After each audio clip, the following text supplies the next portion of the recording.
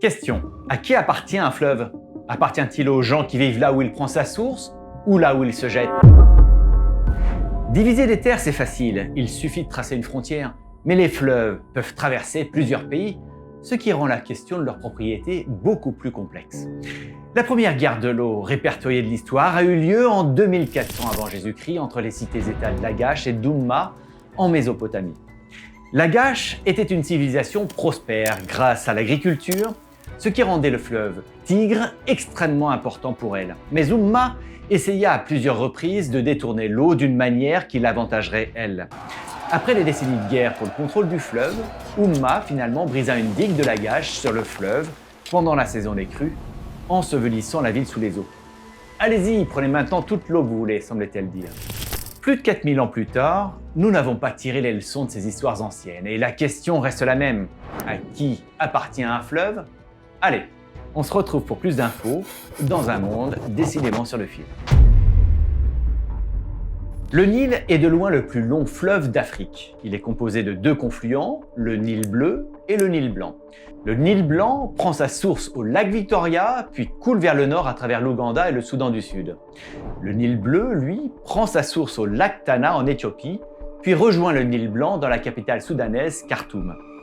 Après la confluence des deux fleuves, il remonte vers le nord jusqu'en Égypte, avant de se jeter finalement dans la Méditerranée. Notre histoire aujourd'hui concerne deux pays situés à des endroits très importants du fleuve. L'Éthiopie, là où il commence, et l'Égypte, là où il se termine. Malgré le fait que le Nil blanc soit plus long, 85% de l'eau qui traverse l'Égypte vient du Nil bleu.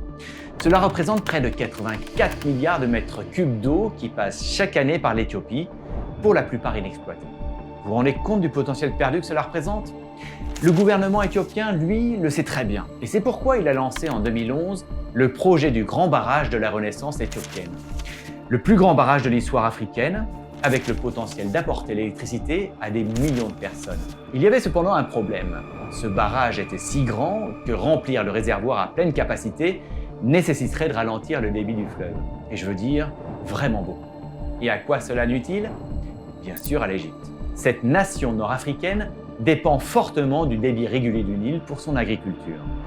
Cela a évidemment provoqué d'immenses tensions entre les deux pays, frôlant le conflit armé. Alors, quel pays a raison? Dans cette vidéo, je vais vous donner un peu de contexte sur la question, présenter les arguments des deux pays et expliquer pourquoi ce barrage sera un point clé de la géopolitique africaine. L'Éthiopie a connu une histoire difficile. Le pays est encore aujourd'hui confronté à la pauvreté et à l'insécurité alimentaire. Contrairement à ses voisins, il n'a jamais été colonisé au sens classique du terme, mais plusieurs facteurs rendent son développement difficile. Premièrement, c'est un pays enclavé, ce qui rend l'achat et la vente des biens avec d'autres nations compliqués. Deuxièmement, son climat est très instable, connaissant parfois des sécheresses qui durent toute une année. C'est destructeur pour eux car 33% de leur PIB proviennent de l'agriculture et 65% de leur population travaille dans ce secteur. Mais comme dans la plupart des pays, le vrai problème vient de l'intérieur, de son peuple. La région est en proie aux conflits armés et aux guerres civiles.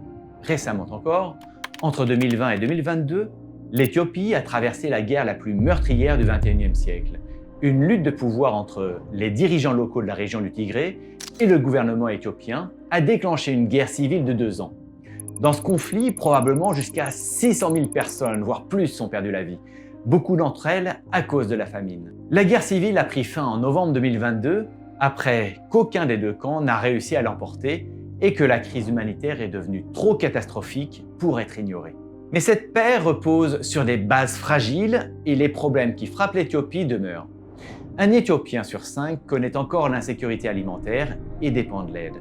En outre, la moitié de la population n'a pas accès à l'électricité et vit son quotidien dans l'obscurité totale.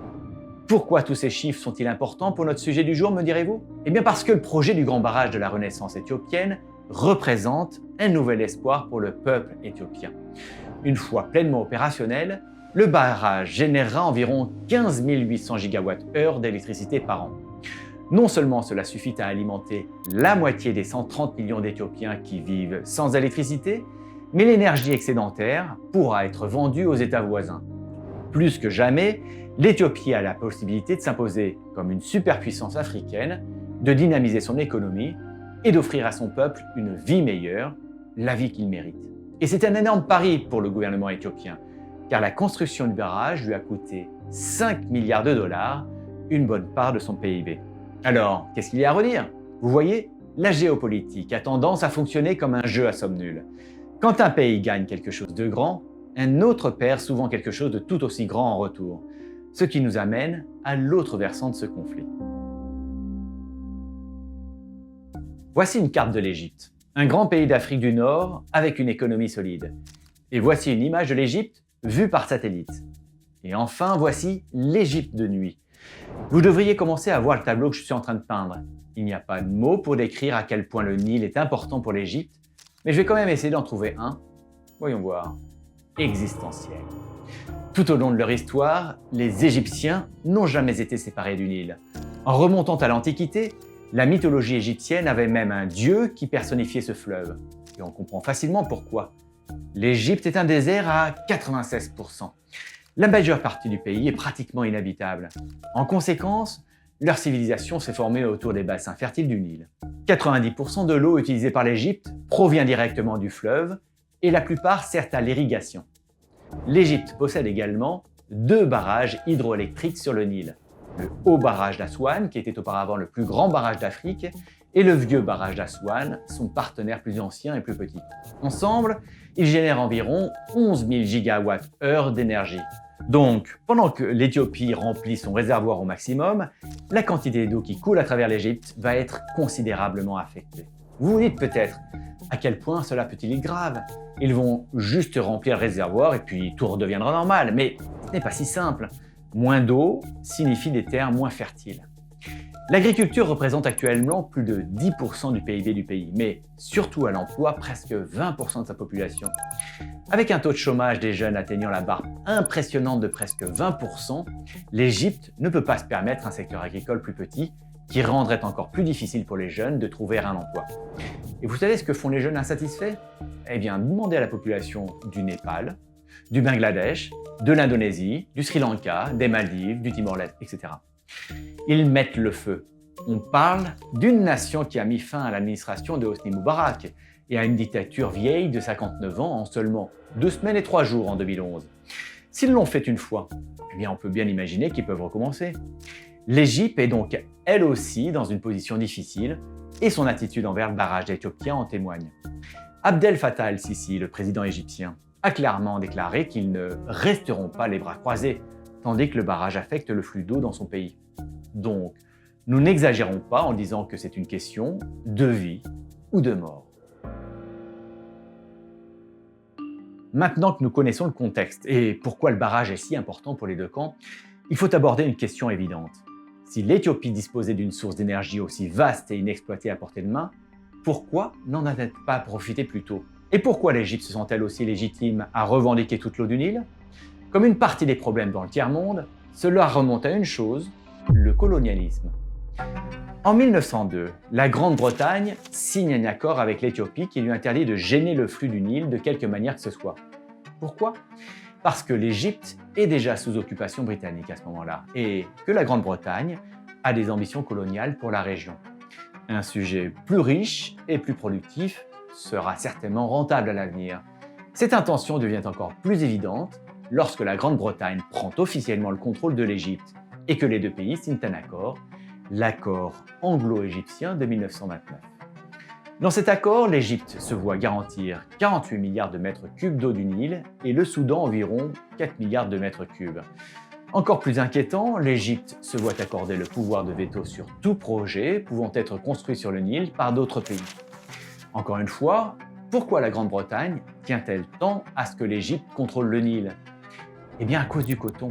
Elle veut que l'Égypte produise autant de coton que possible afin de disposer d'une source bon marché pour son industrie textile. Et le coton est une culture très gourmande en eau. Pour vous donner un ordre d'idée, pour 1 kg de blé, il faut environ 1800 litres d'eau. Mais pour 1 kg de coton, en revanche, il faut 10 000 litres. Je n'ai pas besoin de vous demander laquelle des deux cultures est la plus lourde. La Grande-Bretagne veut du coton, l'Égypte a besoin d'eau, l'accord est signé, l'Égypte contrôle le Nil, fin de l'histoire. En 1959, l'Égypte et le Soudan signent un autre accord qui augmente encore leur part. Un problème toutefois, aucun des autres pays africains traversés par le Nil n'est invité à ces réunions. L'Égypte et le Soudan s'octroient donc à eux-mêmes un pouvoir absolu sur le fleuve, ce qui est évidemment injuste. Avançons de quelques décennies. En 2010, tous les pays du bassin du Nil situés au sud du Soudan ont voulu mettre fin à cette inégalité. Ils ont lancé l'accord cadre de coopération qui proposait que le fleuve soit partagé. 6 pays ont signé cet accord. Et devinez quels sont les 2 pays ne l'ayant pas signé ? Eh bien, gagné, l'Égypte et le Soudan ont pour l'essentiel ignoré cette proposition, ce qui n'a laissé à l'Éthiopie aucun autre choix. Avec ou sans coopération étrangère, elle allait construire ce barrage. Aujourd'hui, en 2025, il ne fait aucun doute que le grand barrage de la Renaissance éthiopienne sera construit. Le projet est en grande partie achevé et partiellement en service. La seule chose qui reste à faire est de remplir le réservoir de 74 milliards de mètres cubes et l'Éthiopie pourra enfin passer aux choses sérieuses. Ce qui nous amène au principal point de conflit actuel entre l'Égypte et l'Éthiopie. À quelle vitesse le réservoir sera-t-il rempli ? Plus ils le remplissent vite, plus vite l'Éthiopie récupérera son investissement et fournira l'électricité à sa population. Mais plus ils le remplissent vite, plus l'Égypte et son secteur agricole seront touchés. Et on ne peut pas reprocher à l'Éthiopie d'attendre des résultats le plus rapidement possible. Ce barrage pourrait ouvrir une nouvelle ère pour le pays, d'où son nom de Renaissance. Le projet est aussi une source de fierté nationale et un symbole d'interdépendance. Il y a un fait qui rend le GERD particulièrement exceptionnel et que nous n'avons pas encore abordé. Nous avons mentionné que le barrage a coûté 5 milliards de dollars à construire, mais habituellement un projet de cette envergure dans le tiers-monde est financé par les banques mondiales et les gouvernements occidentaux des pays du Nord sous forme d'investissement. Mais pas pour le GERD. En raison de la sensibilité géopolitique du projet, des risques qu'il comporte et des liens étroits de l'Occident avec l'Égypte, personne ne voulait le financer. Petite leçon de business. Si votre investissement a le potentiel de déclencher une guerre de 10 ans entre 2 pays, en général, passez votre tour. La Chine a aidé à construire les lignes électriques et les réseaux. Mais à part cela, ce barrage est presque entièrement financé par l'Éthiopie. On parle de longues années de collecte de fonds, d'émissions d'obligations et d'un énorme choc pour le budget fédéral. Sans compter que les Éthiopiens ont accepté des années de ponction sur leur salaire pour financer le projet. Le temps est donc un facteur crucial. Le GERD doit être rempli jusqu'à ras-bord et le plus tôt sera le mieux. Ce qui nous amène à la partie des vidéos que nous voulions vraiment éviter. And it's a very dangerous situation because Egypt is not going to be able to live that way. And they'll end up blowing up the dam. And I said it, and I say it loud and clear. They'll blow up that dam. And they have to do something. La position de l'Égypte vis-à-vis du GERD a été clairement affirmée à plusieurs reprises. Le président Sisi a ouvertement déclaré que le Nil est une ligne rouge qui ne peut pas être franchie et a affirmé que l'Égypte a le pouvoir économique et militaire d'imposer sa volonté et de défendre ses intérêts. Ce qui, vous devez le comprendre, est une menace militaire à peine voilée. En 2013, un groupe de politiciens égyptiens a été surpris en train de discuter des moyens de saboter le barrage sans se rendre compte malheureusement qu'ils étaient filmés par une équipe. Ces plans incluaient l'armement de groupes rebelles en Éthiopie qui détruiraient le barrage. Et si vous aimez les théories du complot, il y a l'incident de 2018. Le directeur du projet GERD, Simegnew Bekele, a été retrouvé mort dans sa voiture. Une arme se trouvait près de son corps, mais l'acte criminel a été écarté. Aucune implication égyptienne n'a été prouvée, mais cet événement a tout de même suscité des soupçons et déclenché beaucoup de spéculations. Le conflit armé a été évité jusqu'ici, mais il n'est jamais complètement exclu. Comme l'a dit le président Donald Trump, ils vont faire sauter ce barrage. En ont-ils les moyens ? L'Égypte a probablement la plus forte armée d'Afrique. Avec 685 000 soldats dans sa réserve et un arsenal modernisé, elle représente une menace réelle pour l'Éthiopie. Même si les deux nations ne partagent pas de frontières, les forces aériennes égyptiennes sont plus que capables. Elles disposent actuellement d'environ 54 chasseurs français d'assaut Rafale, opérationnels ou commandés, avec des capacités de bombardement de précision. Elle possède également plus de 200 F-16, ce qui constitue l'une des plus grandes flottes de ces avions en dehors des pays de l'OTAN. Donc, si les choses tournent mal, elles peuvent effectivement faire sauter ce barrage. L'armée éthiopienne n'est pas faible non plus, mais son arsenal n'est pas aussi moderne que celui de l'Égypte, avec des Su-27 et des MiG-23 d'époque soviétique, constituant l'essentiel de sa force aérienne. Dans une bataille aérienne, elle ne tiendrait pas bien longtemps. Mais ce qu'elle n'a pas en puissance de feu, elle le compense par sa puissance humaine. Avec plus de 500 000 membres militaires en service, dont certains aguerris par les combats, son armée peut tenir le coup dans le pire des scénarios. Le président éthiopien Abiy Ahmed Ali n'a pas non plus écarté cette possibilité. Il a déclaré qu'il pouvait préparer des millions d'hommes s'ils étaient provoqués. Ce qui, entre nous, arrivait à un moment plutôt étrange, puisqu'il venait de recevoir le prix Nobel de la paix quelques jours auparavant. C'est vraiment un drôle de monde dans lequel nous vivons. Les tensions montent et les menaces fusent, mais malgré l'esbrouffe des deux côtés, la situation n'est pas si mauvaise. En réalité, le GERD pourrait profiter à toute la région, y compris à l'Égypte. Comme nous l'avons dit, le barrage produira bien plus d'électricité que l'Éthiopie n'en a besoin.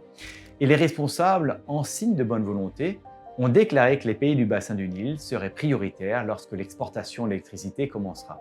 Encore plus important, le contrôle que ce barrage aura sur le débit du fleuve pourra être utilisé pour maximiser la productivité.